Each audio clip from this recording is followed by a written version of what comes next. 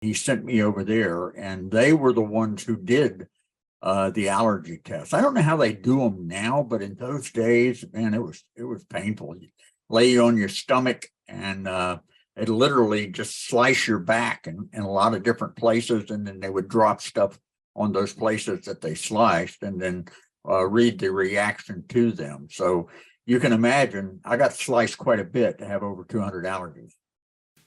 Welcome to Old Guy Talks to Me, a podcast dedicated to helping guys create kick-ass lives for themselves and those that they love. Ladies, if you want to know what your guy is thinking, this podcast is for women too. Each week, a special guest helps you create that life you've imagined. We talk anti-aging medicine, personal growth, relationships and hot sex. Yeah, you hear me, getting laid more frequently. Other guy vices, and topics that many don't want to talk about but need to. Just because you're getting older doesn't mean you have to be old. Don't want to miss anything? Be sure to subscribe, share, rate, and review this podcast. And be sure to go to www.thestandard.academy/magazine and grab a free copy of our new digital magazine, The Standard Academy, where we talk about erogenous zones, growing hair back, and other things that will help you create that kick-ass life. Now get ready to listen up and share with friends. This is Orsi, the official Old Guy, and Old Guy Talks to Me, a podcast dedicated to helping guys create kick-ass lives for themselves and those that they love. And sometimes, well, that involves a little preaching, a little fighting, a little bit of everything. So today I have a preacher, former professional wrestler, who started off as a kid who was very, very sickly and ended up in the hospital and had all sorts of allergies and affected his development.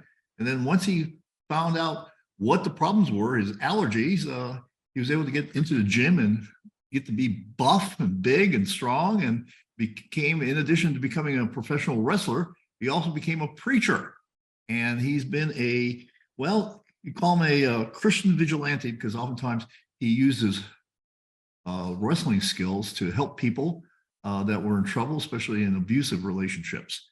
So he also had a movie. He wrote a book called let's see here. I'm looking forward to here. What's the title of your book? I'm sorry. The Masked Saint. The Masked Saint. I should know that's right behind you. And that was made into a movie and was also on Netflix for a number of years. And now you can see it on Amazon Prime. He got out of wrestling in 1988, but it didn't go out the way he wanted to. So at the age of 68, he got back into the ring in November 2022 and went out the way he wanted to. So we're going to talk all about these things. So Dr. Whaley, thanks for coming on board. Hey, brother, it is great to be with you finally. Thank you. Yeah, I know we had a few reschedules going on, had some unplanned trips, but we're finally together. So let's start off, kind of do this a little chronologically. You say you came from basically humble beginnings, right, and you were a sickly kid. How did that affect your development when you were younger? It was pretty difficult. I came from a very dysfunctional home. Neither of my parents had much of an education, and my dad was a long distance truck driver and a fifth-degree redneck, and from South Alabama moved to Central Florida. And he has this little sickly kid, which was didn't go over well with him. He was a big, strong guy, expected his son to be that way, and didn't happen. Constantly in and out of the hospital, mostly with pneumonia. Fourth grade, I had polio, viral encephalitis. I was in the hospital for 3 months. Had to learn to walk all over again, and it was just an uphill battle until I had a wonderful doctor who refused to allow me to give up. And he worked tirelessly to find out what the problem was, finally found out what the problem was, got me on the road to recovery, and things started looking up. Yeah. So, it's kind of interesting. Where do you think you would be had that doctor not showed up? Uh, Probably still in and out of the hospital if I was living, but I don't think I would have made it very long, to be honest with you. Uh, Hmm. just, things were just not well health-wise. So it wouldn't have been good had he not been able to find out what was wrong with me. Yeah. And you mentioned that in your bio that they found out you had over 200 allergies. That's a lot of Right. allergies.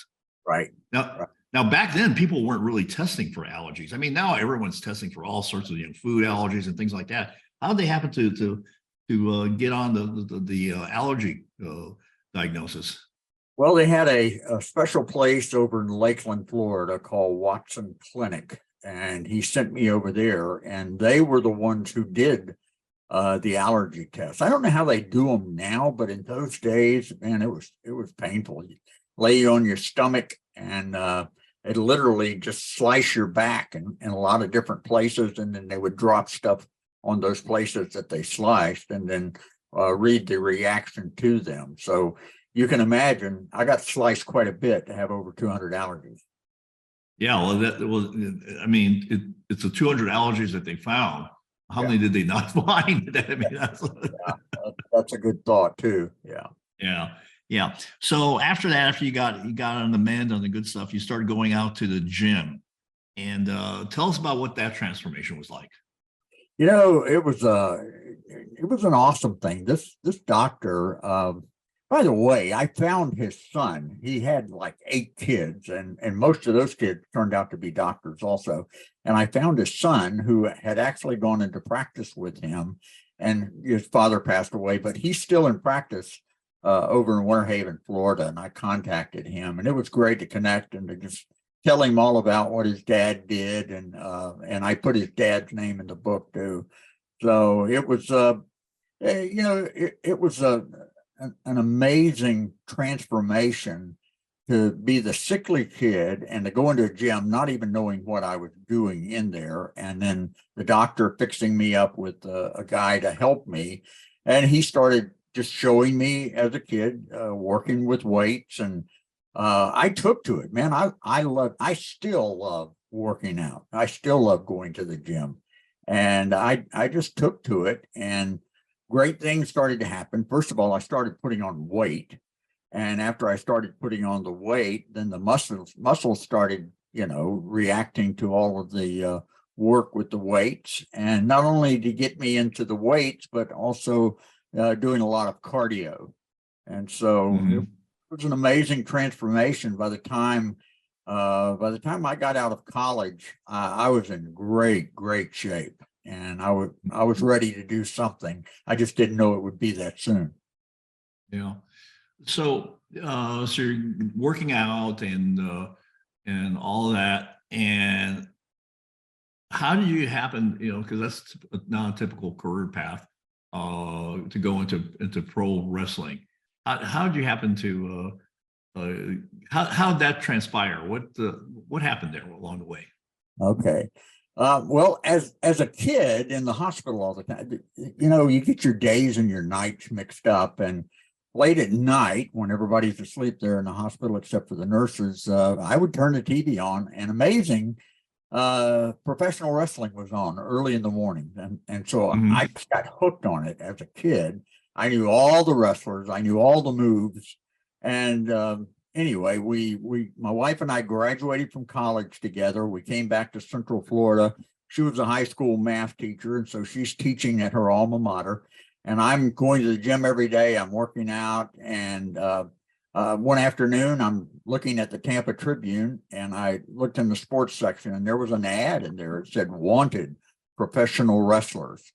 And I jumped up out of my seat. I ran over to my wife. I said, look at this, look at this. And she was grading papers. She looked up and looked at it and just kind of rolled her eyes and went back to grading papers. And I said, I'm going. I went in, I packed a bag real quick, and I took off over to Tampa, Florida, found the address, walked into the gym, and there was the great Malenko. He has trained, I don't know how many big name wrestlers. His sons were also wrestlers. His son Dean is now very active with AEW, which is showing now on TV, another opposition to Vince's WWE. So the great Malenko, he went through all of the things that were required for me to do, asked me if I was willing to do that. I said, absolutely. And I started that night. I mean, I got in the ring that night, and I was hooked from the moment that I started doing it. And I didn't know it was a work. I thought everything was real. So it was quite an eye opener to find out that that it was, staged, that who was going to win, who was going to lose. I was going to go down that path in a little bit here. So I mean, it is entertainment, and but I want to step back a little bit. What does training to be a professional wrestler involve? I mean, what does that look like? I assume you have to learn how to fall. That's really important. Yeah, you start off with doing the holds. There's a lot of stand-up holds that you do. You start working on that. Then you start in the takedowns. There's an arm drag takedown. There's an arm bar takedown. There's a side headlock takedown. And you start doing all of those, knowing how to go over when the guy, takes you with the arm drag or takes you with the side headlock.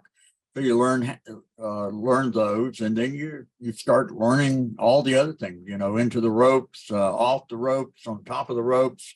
It's just a gradual process, but by the time he gets through with you, you're ready to get in there and do it. Mm-hmm. This is Oris from the Standard Academy, a men's lifestyle coaching program. Let me ask you, have you paid a price?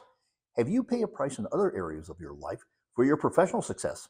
Yeah, you know what I mean. Are you just in a roommate situation with your wife? Or are you arguing all the time? Certainly there's no sex.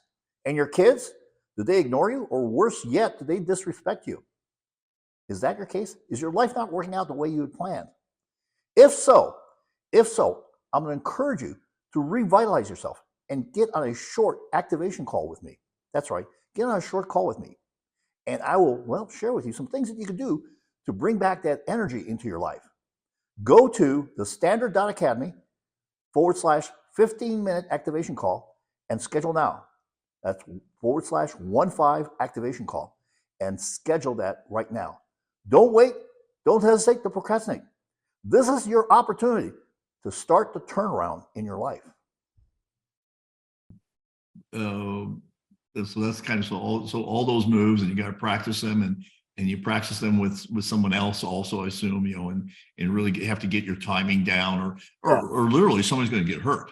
Yeah, timing is everything. I worked when I was my last 3 years in wrestling. There were a lot of pro football players that were trying to get into professional wrestling. They could extend their career. A lot of those guys at 32, 33 years old, they're getting out of football, but they're still in great shape.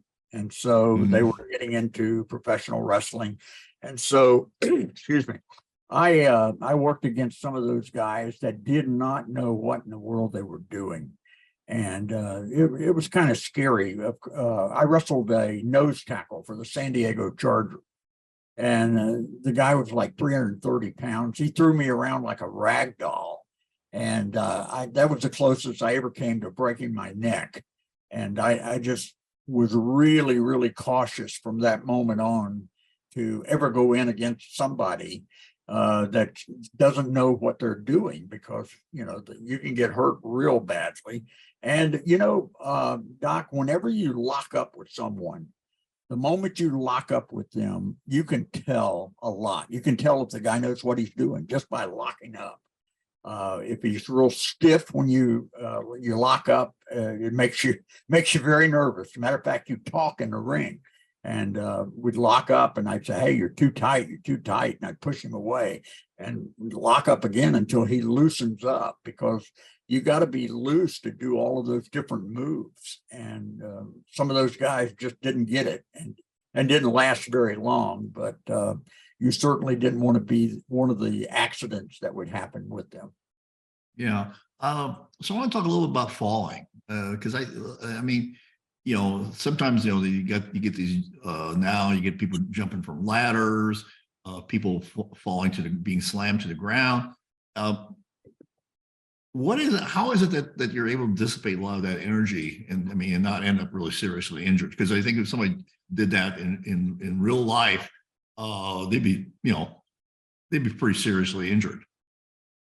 Well, I had a lot of injuries. I crushed my ankle. I've had 5 knee surgeries, both ACLs, MCLs, dislocated hips, broke pelvis, broke all of my ribs. I had a cracked sternum, both collarbones. I've had both shoulders surgically repaired, neck injuries, back injuries. You get punched, and a lot of times you get punched in the ear. And I got punched so much in the left ear that I'm almost deaf in the left ear. Plus over 100 concussions. And so you're going to get dinged up, you're going to get hurt in some way, but your training is what really keeps you from running into those kind of injuries. And so it's not easy. I got into the ring during your introduction. I got in the ring last November. I hadn't had a body slam in 30 years. And at the age of 68, I was body slammed. And brother, I felt it for a week after that. Everybody thinks that that ring has springs in it. And, the ring doesn't. The ring is a steel with slats in it. And they put 2x8s long waves in those slats. And then they put a 1-inch plywood over that, and then they put a little thing of carpet padding across that, and then they put the tarp over there and they pull it tight. So that's what you're working on in the ring. But I've been body slammed on concrete. I've been body slammed on chairs. I've been body slammed on stairs. So it's a good thing to get body slammed in the ring, but because at least you know what to expect. So now, in your career, you wrestled 4 world champions, including some famous names, the Undertaker and the Ultimate Warrior. So what's that like in terms of wrestling someone so famous, or were they that famous when you wrestled them? Well, when I worked against the Undertaker, his name is Mark Calloway, and he was not working as the Vince McMahon is the one who made him the Undertaker. And he started off in Texas, where I was getting my seminary degree and going to seminary in the daytime, working at night as a wrestler. So when I worked against him, he was, I think they called him Mean Mark or something like that. But the guy's 6'8", he's 315 pounds. His arms are so long. He did a full body press with me that night. And that's the longest I've ever fallen, to fall from his body press all the way down to the mat. But he's a great young man. I knew that I really wasn't supposed to wrestle him that night. I had already worked a match, and the guy that he was supposed to work against didn't show up. And so they needed somebody to work twice. And I volunteered because I knew that kid was going to be a big name someday. But he was a great worker. He wrestled for 3 decades for the WWE, which is incredible. I mean, that guy had probably the most unbelievable career of any professional wrestler who's ever worked. Big thing on A&E on his life, and it truly was amazing. The Ultimate Warrior wasn't as fun to work with. He was kind of blown up on steroids, and when we locked up, he was very stiff, and he hit me that night. And when he hit me, it shook my kinfolks in China. I mean, he really laid it in, and did it a couple of times. And you learn in the business, one time is a mistake, but 2 times demands a response. And if a guy takes advantage of you in the ring and you don't respond to it, he'll continue to take advantage of you. So that 3rd time, I mean, after that 2nd time of hitting me, I hit that guy as hard as I could hit anybody, and it didn't even faze him. Matter of fact, that later that night, I mean, after that match, I went back to the dressing room. I was looking for something to hit him with, because I just knew when he came in the dressing room, he was going to, kill me. So I was looking for something to hit him with. And when he walked into the dressing room and he looked, he found me, and I reached down to grab it, and he walked over to me, and I didn't know what to expect. And he got right in front of me and he went, got a little heavy with those punches, partner. Sorry about that. And he stuck his hand out, and I went, no problem. No problem whatsoever. Oh gosh. Who was the most interesting person you wrestled? Probably Bruiser Brody. Bruiser Brody actually was killed in Puerto Rico, but he was just he's a huge guy. He's like the Undertaker as far as his size. He was a big guy, and he just didn't work well with people that he thought was in his class. And one of the last concussions I got was from him, getting kicked in the head by him. But you just never knew what to expect from him when you got into the ring. Great guy, great, unbelievable wrestler, but he was just a little on the strange side. So you were glad when that match was over, and you were still you had all your body parts to you. That's interesting. So you're wrestling, and you decide to become a pastor. Yeah. Obviously a very different path, but we see lots of people being very go the pastor route and some things. I was actually interested in watching the because Louisville now is in the news quite a bit because of everything that happened there. And I was surprised to find out that the police chief of Louisville Police Department, and she's a pastor also. So I guess how did you happen to become a pastor? Well, my life changed whenever I was in college. I didn't grow up in a Christian family. The only reason I went to college to begin, I majored in lunch in high school. But I met this young lady when I was 16 years old who was brilliant.